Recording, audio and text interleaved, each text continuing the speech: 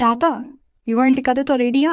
కార్తిక్, ఇవాళ చెప్పబోయే కథ చాలా ఇంపార్టెంట్. జాగ్రత్తగా విను.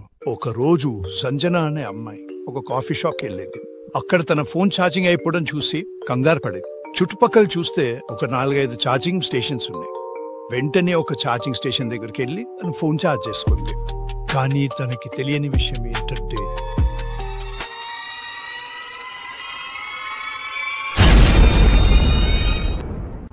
ఎవరో ఒక సైబర్ నేరగాడు ఆ ఛార్జింగ్ స్టేషన్ ద్వారా తన ఫోన్లో ప్రవేశించాడు. తన వ్యక్తిగత వివరాలను తస్కరించడానికి ప్రయత్నించాడు. ఇలా ఎందుకు జరుగుతుందని ఆలోచించిన సంజనకు ఆ ఛార్జింగ్ స్టేషన్ మీద అనుమానం కలిగింది. వెంటనే తన ఫోన్ ఛార్జింగ్ ని తీసేసింది. ఆ తర్వాత ఒక సైబర్ ఎక్స్పర్ట్ ని కలిసింది. కొత్త ప్రదేశాల్లో డైరెక్ట్ గా యూఎస్బీ వైర్ ద్వారా ఛార్జింగ్ పెట్టినప్పుడు ఫోన్లో ఉన్న సమాచారం తస్కరించడానికి ఎక్కువ అవకాశాలుంటాయి.